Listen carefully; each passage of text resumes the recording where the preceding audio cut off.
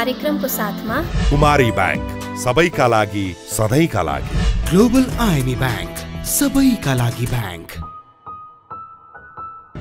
विश्वास जित्दै अघि बढ्दै mega bank Nepal limited. Lakshmi bank लक्ष्य छ, लक्ष्मी बैंक छ। साङ्ग्रिला डेभलपमेन्ट बैंक लिमिटेड स्थानीय विकासको आधार। नेको इन्स्योरेन्स लिमिटेड बिमा गरौँ किस्ता तिरौँ, नेपालमै पहिलो बिमा योजना। Prime life insurance company limited सुरक्षित भविष्य। Lumbini general insurance company limited ensuring risks for prosperity. Progressive Finance Limited, our business is to finance yours. NIBL Ace Capital, managing shares, managing investments. तरलता अभाव सुरु भएसँगै बैंक तथा वित्तीय संस्थाहरूले निक्षेप र कर्जाको ब्याज दर बढाएका छन्। वाणिज्य ब्याङ्कहरूले मुद्दती निक्षेपको ब्याज दर 10% सम्म पुर्याएका छन्। यता भदौबाट वितरण गर्ने गरी 1,10,000 टन रासायनिक मल ल्याउने ठेक्का पाएको कम्पनीले मल नल्याएपछि देशभर मलको चरम अभाव भएको छ। कृषि सामग्री कम्पनीले टेन्डर प्रक्रियाबाट 1 महिनापछि 40,000 टन युरिया ल्याउने कार्यतालिका रहेकाले अब किसानले त्यसअघि मल पाउने अवस्था छैन। नमस्कार, कार्यक्रम अर्थको आजको श्रृङ्खलामा म आकांक्षा उपाध्याय स्वागत गर्दछु। आज हामी संसदमा बजेट सम्बन्धी विधेयक टुङ्गो नलाग्दा मुलुक बजेटविहीन, चाडपर्वका लागि सोमबारदेखि नयाँ नोट साट्न पाइने र कर्मचारी सञ्चय कोषको लगानी 4 खर्ब 36 अर्ब भन्दा बढी लगायत साताका थप राष्ट्रिय र अन्तर्राष्ट्रिय सामग्री लिएर उपस्थित भएका छौं। आउनुहोस् आजको कार्यक्रम सुरु गरौँ। प्रतिनिधि सभाबाट समयमै बजेट अध्यादेश र त्यसको प्रतिस्थापन विधेयक पास नभएपछि नेपालको बजेटरी इतिहासमै पहिलो पटक बजेट शून्यताको अवस्था आएको छ। विधायिकाको स्वीकृति बिना खर्च गर्न नपाइने प्रावधानकै कारण गएको बुधबारदेखि संघीय सरकारी खर्च रोक्का भएको हो। विकास निर्माण, कर्मचारीको तलब भत्ता, पूर्व कर्मचारीको पेन्सन र नागरिकको हितमा खर्च गर्न बन्देज छ। मुलुक बजेट विहीनताको अवस्थामा पुग्नु विडम्बनापूर्ण भएकाले छिट्टै संसदबाट विधेयकको टुङ्गो लगाउनु पर्नेमा जानकारहरूको जोड छ। प्रतिनिधि सभाको बैठक सोमबार बस्दैछ।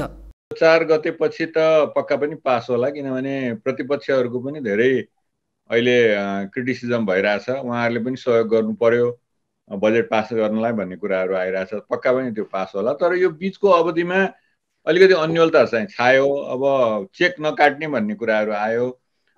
तर अब मैले आफ्नो अनुभवले हेर्दाखेरि अमेरिका जस्तो देशहरूमा चाहिँ अफिसहरू थुप्रै बन्द, त्यहाँको विदेश मन्त्रालय, स्टेट डिपार्टमेन्टसँग जहाँ हाम्रो अलिक बढी काम हुन्छ तिनीहरू पनि बन्द थिए। अब नेपालमा चाहिँ त्यो अवस्था देखेनौँ हामीले।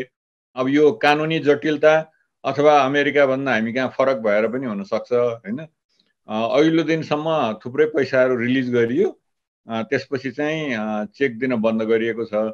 अब त्यो नियमले अब आज भोलि काम गर्ने मान्छेहरूले कुन ऐन बमोजिम तलब पाउने हो, आउटसोर्सिङ गर्ने मान्छेले कुन ऐन बमोजिम पैसा पाउने हो होइन भन्ने कुराहरू अलिकति अन्यल चाहिँ छ। तर नेपालले यसलाई अलिकति सहजैसँग लिएको जस्तो देखिन्छ। बजेट खर्च नहुँदाको प्रभाव अहिले नै अर्थतन्त्रमा देखिन थालिसकेको छ। सरकारले गर्ने प्रत्येक खर्च बैंकिङ प्रणालीबाटै हुने भएकाले बैंकिङ प्रणालीमा तरलता अभाव देखिसकेको छ। त्यसको प्रत्यक्ष असर ब्याज दरमा परेको छ। यो समस्या तत्काल हल नगरे मुलुकको अर्थतन्त्र थप कठिन अवस्थामा प्रवेश गर्ने भन्दै विज्ञहरूले सरकारलाई सचेत गराएका छन्। सहज परिस्थिति त पक्का पनि होइन। अब हामीले त्यो बैंकिङ सेक्टर, शेयर मार्केटहरूमा पनि यसको प्रभाव, नकारात्मक प्रभाव त देख्यौँ। इन्ट्रेस्ट रेट बढ्ने कुराहरूदेखि लिएर होइन खर्च नहुने।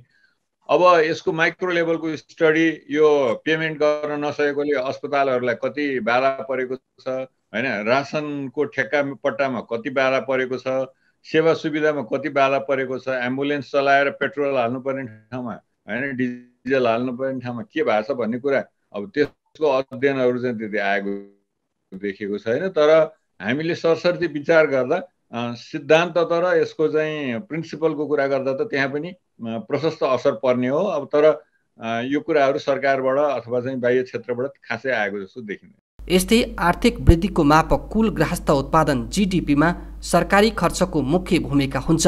सरकारले गर्ने खर्च र पुँजी निर्माणले आर्थिक वृद्धिको गति निर्धारण गर्छ। त्यसैले सरकारले खर्च गर्न नपाउने स्थिति आउनु भनेको मुलुकको आर्थिक गतिविधि अवरुद्ध हुनु भएको अर्थविदहरूको बुझाइ छ। यसले सरकारले बजेट मार्फत लिएको 7% को आर्थिक वृद्धिको लक्ष्य, बजेट खर्च र राजस्व सङ्कलनको लक्ष्य समेत प्रभावित हुने अनुमान छ। 3.5% भन्दा बढी आर्थिक वृद्धि दर हुने छाँट देखिँदैन। तैपनि हाम्रो यसपालि कृषिको उत्पादन राम्रो होला। अन्य क्रियाकलापहरू पनि अब अलिकति बढ्न जान लागेको छ।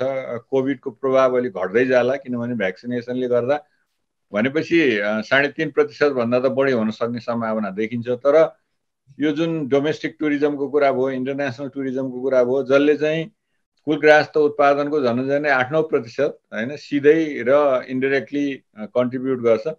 त्यो चाहिँ यो आर्थिक वर्षमा पनि अगाडि हुने छाँट देखिँदैन। त्यसकारणले सरकारले लक्ष्य लिएको 7% हासिल हुनलाई, राजस्व सङ्कलन हुनलाई हैन अलिकति यो चुनौतीपूर्ण नै देख्छु म।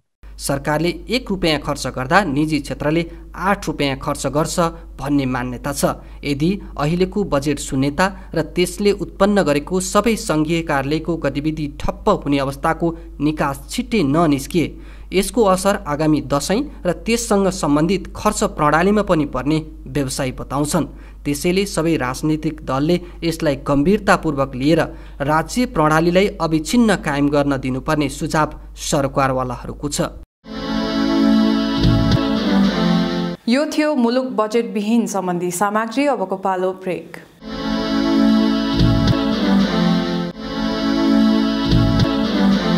कोरोनाले विगत 2 वर्षदेखि पर्यटन क्षेत्र सुनसान भए पनि यस क्षेत्रमा लगानी थपिने क्रम भने बढी नै रहेको छ। वैशाखेता मात्रै 10वटा होटलमा 25 करोडदेखि 1 अर्ब 50 करोड रुपैयाँ लगानी गर्ने गरी उद्योग विभागमा दर्ता भएका छन्। यस्तै इन्टरनेट सेवा प्रदायक सङ्घले इन्टरनेटको शुल्क बढाउन माग गर्दै नेपाल दूरसञ्चार प्राधिकरणमा निवेदन दिएको छ। शहरी क्षेत्रमा 150 रुपैयाँ र ग्रामीण क्षेत्रमा प्रति महिना प्रति ग्राहक 300 रुपैयाँ शुल्क बढाउन प्राधिकरणसँग स्वीकृति मागिएको छ। थप आर्थिक सामग्री सहितको अबको प्रस्तुति बिजनेस राउन्डअप। नजिकै गरेको दशैं लगायतका चाडपर्वमा नयाँ नोट लिन खोज्नेले असोज 4 देखि नै पाउने भएका छन्। चाडपर्वलाई लक्षित गर्दै नेपाल राष्ट्र ब्याङ्कले सर्वसाधारणका लागि असोज 4 देखि राष्ट्र ब्याङ्कको केन्द्रीय कार्यालय, प्रादेशिक कार्यालय एवं ब्याङ्क तथा वित्तीय संस्थाको शाखा कार्यालयहरूबाट नयाँ नोट सटही सुविधा दिन लागेको हो। सर्वसाधारणले 5 देखि 100 रुपैयाँसम्मको एक बन्डल प्रति व्यक्ति 18,500 रुपैयाँ बराबर नयाँ नोट पाउनेछन्। विगत वर्षमा चाहिँ कोरोनाको कारणले गर्दाखेरि नयाँ नोटहरू पब्लिकलाई बाँड्न सक्ने अवस्था रहेन। यसपालि गत सालभन्दा अलिकति सिचुएसन चाहिँ अलिकति फेभरेबल भएको कारणले कोरोना पूर्ण रूपमा हटिसकेको अवस्था त होइन, तैपनि सामाजिक दूरी कायम गरेर चाँडैदेखि नै वितरण गरेर जनताको हातमा पैसा पुर्याउँ भन्ने मनसायले हामीले आगामी असोजको 4 गतेदेखि सर्वसाधारणलाई रु 5 देखि 100 दरसम्मका 18,500 हरेकको एक प्याकेटको दरले 18,500 रकम हात पर्ने गरेर चाहिँ सर्वसाधारण जनतालाई वितरण गर्नको लागि हामीले नोटिस जारी गरेका छौँ। सर्वसाधारणले नोट नपाएको गुनासो नआओस् भनेर राष्ट्र ब्याङ्कले ब्याङ्क तथा वित्तीय संस्थालाई 2 देखि 5 करोड रुपैयाँसम्म नयाँ नोट उपलब्ध गराएको छ। ब्याङ्कमा ढुकुटीको क्षमता, ग्राहकको माग लगायतका आधारमा क, ख र ग वर्गका वित्तीय संस्थालाई उल्लेखित रकम प्रदान गरिने राष्ट्र ब्याङ्कले जनाएको छ। ब्याङ्क तथा वित्तीय संस्थाहरूलाई हरेकलाई 2 देखि 5 करोडसम्म सम्बन्धित संस्थाको आवश्यकता, ढुकुटीको अवस्था, वितरण गर्न सक्ने कर्मचारीहरूको अवस्था, यी कुराहरूलाई चाहिँ यकिन गरेर उहाँहरूलाई करिब 4 अरब रुपियाँ जति नयाँ नोटहरू उहाँहरूको ब्याङ्क तथा वित्तीय संस्थाहरूको हातमा पुर्याइसकेको बेहोरा पनि यहाँलाई चाहिँ जानकारी गराउन चाहन्छु। कुनै पनि खालको गुनासो सर्वसाधारणलाई चाहिँ नयाँ नोटहरू अथवा चाहिँ सुकिला नोटहरू अथवा चलनचल्ती योग्य नोटहरू उपलब्ध गराउने राष्ट्र ब्याङ्कको दायित्व पनि हो। त्यस कारणले गर्दाखेरि ती नोटहरू राष्ट्र ब्याङ्कले तपाईँलाई उपलब्ध गराउँछ अनि तपाईँ मार्फत चाहिँ तपाईँका ग्राहकहरू वा अरू सर्वसाधारण जनताहरूले चाहिँ सहज एक्सेस पाउन्। राष्ट्र ब्याङ्कको प्रतिनिधिको रूपमा तपाईँहरूले कार्य गरिदिनु पर्यो भनेर हामीले अनुरोध गरेकोमा ब्याङ्क तथा वित्तीय संस्थाका चाहिँ साथीहरूले स्वीकार गरेर यस भनेर चाहिँ हाम्रोबाट चाहिँ नोटहरूको चाहिँ ठुलो रकम चाहिँ लगिसक्नु भएको कारणले गर्दाखेरि यो वर्ष गत सालको जस्तो गुनासो आउँदैन अथवा आए पनि निकै कमी भएर जानेछ भन्ने हामीले विश्वास लिएको। दशैं तिहार तथा छठका अवसरमा हरेक वर्ष औसतमा 60 देखि 70 अर्ब रुपैयाँ बराबरको नयाँ नोट राष्ट्र ब्याङ्कको ढुकुटीबाट बाहिरिँदै आएको छ। यसमध्ये 12 देखि 15 अर्ब रुपैयाँ सर्वसाधारणलाई जाने गरेको पाइन्छ भने बाँकी ब्याङ्क तथा वित्तीय संस्थाले ब्याङ्किङ प्रयोजनका लागि उपयोग गर्छन्। स्वास्थ्य बिमा बोर्डले काठमाडौँ र ललितपुरमा पनि बिमा कार्यक्रम सञ्चालन गर्ने तयारी थालेको छ। बोर्डले कोरोना संक्रमणका कारण यी दुई जिल्लामा लक्ष्य अनुरूप कार्यक्रम सञ्चालन गर्न नसकेको जनाएको छ। हाल यो कार्यक्रम 75 जिल्लामा सञ्चालित छ। बिमामा 45 लाख नागरिक आबद्ध भइसकेका छन्। चालु आर्थिक वर्षमा 50% घर परिवारलाई बिमामा आबद्ध गर्ने बोर्डको योजना छ। यो वर्ष हामी काठमाडौँ ललितपुरमा यो स्वास्थ्य बिमाको कार्यक्रम विस्तार गर्ने योजना छ र योजना अनुसार हाम्रो काम सुरुवात भइसकेको छ। ललितपुरका 3वटा गाउँपालिकामा बागमती लगायत अरू 2टा गाउँपालिका 3टा गाउँपालिकामा हामी कार्यक्रम सुरु गर्न गइरहेका छौँ। सरकारले हामीलाई 50% घर परिवार बिमामा आबद्ध गराउनु पर्ने भन्ने लक्ष्य दिएको छ र हामी त्यही अनुसार कार्यक्रम बनाएको छौँ। 50% अहिले आजको दिनमा आइपुग्दा लगभग हामी 25% को नजिक घर परिवार बिमामा आबद्ध छ। अनि अब 50% भनेको त हामी जस्ट यसलाई डबल गराउनुपर्छ। 50% घर परिवारलाई बिमामा आबद्ध गराउँदा सेवा प्रदायको सङ्ख्या त्यत्तिकै बढ्छ, सेवा लिनेको सङ्ख्या पनि त्यत्तिकै बढ्छ।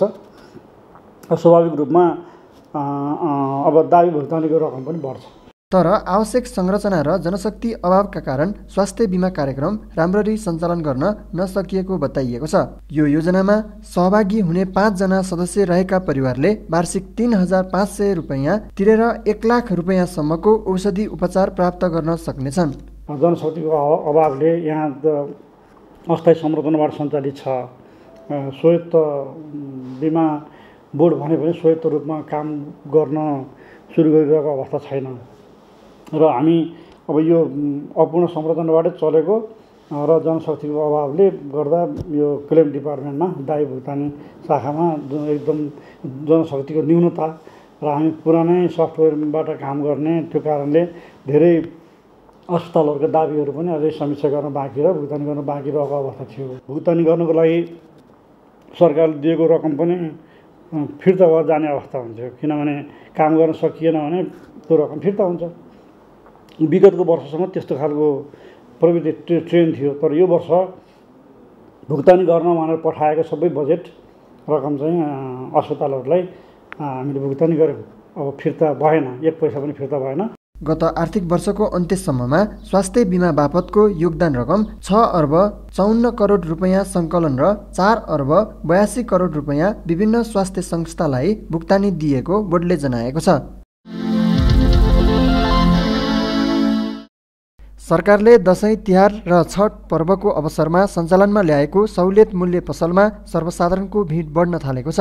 सहुलियत पसलमा खाद्य सामग्री प्रति केजी 5 देखि 10 रुपैयाँसम्म छुट दिएपछि उपभोक्ताको आकर्षण बढेको हो। खाद्य व्यवस्था तथा व्यापार कम्पनीले असोज 1 गतेदेखि काठमाडौँका थापाथली, रामसापत, ललितपुरको नक्खु र भक्तपुरको सूर्य विनायकमा सहुलियत पसल सञ्चालनमा ल्याएको हो। काठमाडौँ उपत्यकामा 4वटा आउटलेटबाट थापाथलीमा भयो, अनि एउटा भक्तपुरको सूर्य विनायक, अर्को रामसापत र अनि ललितपुरको नक्खुमा 4वटा आउटलेटबाट हामीले अब विभिन्न किसिमका खाद्यान्नहरू अहिले सहुलियतमा दिइरहेका छौँ। तर गत वर्षभन्दा हामीले एउटा फरक अहिले के गरेका छौँ भने गत वर्ष हामीले चामल मात्रै छुट दिएका थियौँ। अब चामल मात्रै अब उपभोक्ताको त्यो भान्सामा पुग्ने होइन, अत्यावश्यक खाद्यान्नमा त दाल पनि पर्छ, तेल पनि पर्छ, अब नुनदेखि लिएर होइन भनेर अनि हामीले यसपटक दाल, तेल, क्वाटी, चिउरा, आटा, चामलमा पनि छुट दिएका छौँ। प्रति केजी 5 रुपियाँ भने तेलमा 5 रुपियाँ लिटरदेखि 10 रुपियाँसम्म छुट छ। हामीसँग 6-7 किसिमको चामलहरू छ, बासमतीदेखि सोनासम्म होइन। अनि खाने तेल 3 किसिमको छ, तोरीको तेल, भटमास तेल र अनि सनफ्लावर तेल। अनि क्वाटी, कर्णालीको सिमी, अनि जुम्लाको मार्सी चामल, आटा अनि चिउरा लगायतका खाद्यान्नहरू चाहिँ हामीले अहिले हाम्रो 4वटा बिक्री कक्षबाट चाहिँ छुटमा उपलब्ध गराइरहेका छौँ। कोरोना संक्रमणको जोखिम कायमै रहेकाले बढी भिडभाड हुन नदिन कम्पनीले काठमाडौँ उपत्यकाभित्र निशुल्क होम डेलिभरीको व्यवस्था समेत गरेको छ। साथै खाद्य सामग्री किनेपछि नगद तथा अनलाइन मार्फत पनि भुक्तानी गर्न सकिने व्यवस्था गरिएको छ। हाम्रो 4वटा बिक्री कक्षमा नजिक हुनेहरू उपभोक्ताहरू बिक्री कक्षमै आउनुहुन्छ, अब साधन हुने अथवा पैदल हिँडेर आउनेहरू। र अब हाम्रो यो काठमाडौँ उपत्यकाको अब यो 40 लाख जनसङ्ख्यालाई त 4वटा बिक्री कक्षले मात्रै त अब सम्भव छैन। तसर्थ हामीसँग भएको हाम्रो कम्पनीको nepalfood.gov.np मार्फत त्यो पोर्टल मार्फत पनि हामीले अनलाइन डेलिभरी अनि छुटमै अनि फ्रीमै होम डेलिभरी दिएका छौँ भने हामीसँग 3वटा निजी साझेदार अनलाइन कम्पनीहरू पनि जोडिनु भएको छ र त्यो 4वटै हाम्रो अनलाइन पोर्टलहरू मार्फत पनि हामीले छुटमा र फ्रीमै होम डेलिभरी गरिदिने व्यवस्था गरेका छौँ। उपभोक्ताहरू जुन कन्टिन्यू गरिरहनु भएको छ अनलाइन अर्डरहरू उहाँहरू नै गरिरहनुहुन्छ, अब नयाँ पनि थपिरहनु भएको छ, हामीसँग जोडिरहनु भएको छ। सहुलियत मूल्य पसल आगामी कार्तिक 24 गतेसम्म सञ्चालन हुनेछ। जापानमा आँधीका कारण 49 उडान रद्द भएका छन्। चान्थुनमा आएको आँधीका कारण कम्तीमा 5 जना घाइते भएको जनाइएको छ। उनीहरूको स्थानीय अस्पतालमा उपचार भइरहेको जापानी सञ्चार माध्यमहरूले उल्लेख गरेका छन्। जापानको दक्षिण पश्चिमी क्षेत्रका उडान रद्द भएको स्थानीय सञ्चार माध्यमहरूले शनिबार जनाएका छन्। आँधीले नागासाकी, फुकुओका, सागा लगायतका क्षेत्रमा असर पारेको पनि सरकारी अधिकारीहरूले बताएका छन्। आँधी प्रति सेकेन्ड 30 मिटरको गतिमा आएको र जापानमा आँधी, भूकम्प लगायतका प्राकृतिक प्रकोपका कारण वर्षेनी जनधनको ठूलो मात्रामा क्षति हुने गरेको छ। युरोपेली सङ्घले न्यून आय भएका गरिब मुलुकलाई कोरोना भाइरस विरुद्धको 20 करोड खोप सहयोग स्वरूप प्रदान गर्ने भएको छ। युरोपेली आयोगका अध्यक्ष उर्सुला भोन डेर लेनले करिब 20 करोड थप खोप गरिब देशहरूलाई प्रदान गर्ने प्रतिबद्धता गरिएको जानकारी दिनुभयो। युरोपेली संसदको वार्षिक बैठकमा आयोगका अध्यक्ष उर्सुलाले गरिब राष्ट्रलाई थप 20 करोड खोप उपलब्ध गराउने निर्णय गरेको जानकारी दिनुभयो। एसएलआर टेक्नो एन्ड ट्रेड प्रणालीको नेपालका लागि आधिकारिक विक्रेता एलजी समूहले मोटरहेड नयाँ टेकेन R250 मोटरसाइकल नेपाली बजारमा भित्राएको छ। यो मोटरसाइकलको सुरुवाती मूल्य 4,05,000 रुपैयाँ रहेको छ। यो मूल्य केही समयका लागि मात्र कायम गरिएकाले केही समयपछि परिमार्जन हुने जनाइएको छ।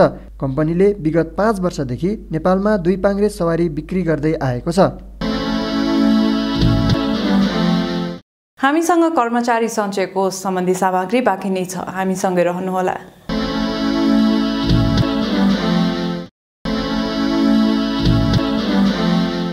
कर्मचारी सञ्चय कोष स्थापनाको 6 दशक पुगेको छ। यो अवधिमा कोषले 4 खर्ब रुपैयाँ बढी लगानी गरेको छ। आगामी दिनमा उत्पादनमूलक र पूर्वाधार क्षेत्रमा थप लगानी गर्ने कोषले जनाएको छ। एक सामग्री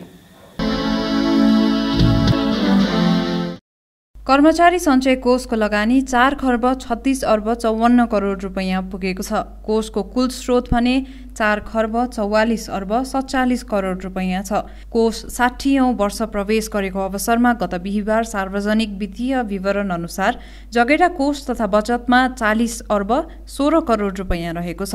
यस्तै कोषमा 3 खर्ब 98 अर्ब 6 करोड रुपैयाँ मौजदात छ भने निर्वृत्तिकरण कोषमा 1 अर्ब 58 करोड रुपैयाँ छ।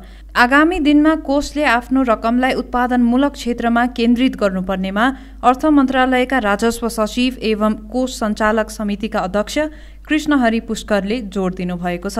दायरालाई अलिकति फराकिलो गरेर समग्र संस्थागत हक हितसँग जोडेर कसरी अगाडि बढ्ने हो त्यो कुरालाई ध्यान दिनुपर्ने अवस्थाहरू पनि देखिएको छ। त्यही भएर आगामी दिनहरूमा यसको भित्री सुशासन, त्यो भनेको कर्मचारीभित्र रहेका सुशासन, प्रक्रियागत कुरामा रहेका सुशासन, राज्यसँग डिल गर्नुपर्ने कुराहरूमा सुशासन र अरूसँग मेन्टेन गर्नुपर्ने कुराहरूको सुशासनको बारेमा अलिकति थप बहसहरू यहाँहरू आन्तरिक रूपमा पनि सरकारवाला निकायहरूले पनि गर्नुपर्ने बेलाहरू भएको छ। त्यस्तै सञ्चय कोषको कुराहरू हामी धेरै कुराहरू सुनिरहेका छौँ, तर पनि मान्नुस् नमान्नुस् हाम्रा विगतमा भएका केही लगानीहरू अलिकति पुनर्मूल्याङ्कन गर्नुपर्ने, पुनरावलोकन गर्नुपर्ने रणनीतिका कुराहरू छँदैछ। किनभने कतिपय कुराहरू अहिले नै जोखिममा हाम्रो परिरहेको अवस्थाहरू पनि देखिएको छ र जुन भएका लगानीहरू जोखिमतिर उन्मुख भएको छ त्यसलाई कसरी सेफ ल्यान्डिङ गर्ने हो र त्यसलाई उत्पादनशील सेक्टरमा कसरी गर्ने हो त्यो कुराको बारेमा थप अध्ययन अनुसन्धान गर्नुपर्ने अवस्थाहरू पनि देखिएको छ। देशको पूर्वाधार विकासमा समेत योगदान पुर्याउने उद्देश्यले आर्थिक वर्ष 2077-78 नयाँ 4 आयोजनामा 3 अर्ब 48 करोड कर्जा स्वीकृत भएको कोषले जनाएको छ। कोषले जलविद्युत आयोजनामा लगानी बढाउँदै लगेको छ। साथै मुलुकको समृद्धिका लागि अन्य ठूला र राष्ट्रिय आवश्यकताका आयोजनाहरूमा लगानी बढाउँदै जाने घोषणा गरेको छ। 515 दरबन्दी रहे पनि हाल अहिले 393 कर्मचारी मार्फत 5,98,000 सञ्चयकर्ताको सञ्चय कोष निवृत्तिपूर्णको कोषका व्यवस्थापन गरिरहेको छ। सञ्चयकर्ताको वृद्धावस्थामा आर्थिक सुरक्षा प्रदान गर्नु कोषको प्रमुख जिम्मेवारी भए तापनि परिस्थितिजन्य घटनाक्रमहरूलाई सहजीकरण गर्न विभिन्न प्रकारका सामाजिक एवं सुरक्षा योजना तथा सेवाकालीन आर्थिक आवश्यकताहरूलाई सम्बोधन गर्न सहुलियत दरमा सापटी योजनाहरू सञ्चालन गरी सञ्चयकर्ताहरूलाई लाभान्वित गराउँदै आएको व्यवहार मैले जानकारी गराउन चाहेँ। बेगमसम्म 2078 असार मसान्तको लेखा परीक्षण सम्पन्न हुन बाँकी विभिन्न वित्तीय विवरण अनुसार कोषमा कुल 4 खर्ब 44 अर्ब 47 करोड वित्तीय स्रोत रहेको छ। यो रकम अघिल्लो आर्थिक वर्षको तुलनामा 12.32% बढी हो। कुल स्रोत मध्ये 4 खर्ब 36 अर्ब 54 करोड अर्थात् 98.22% रकम ऋण तथा लगानीको माध्यमबाट विभिन्न क्षेत्रमा प्रभाव भएको छ।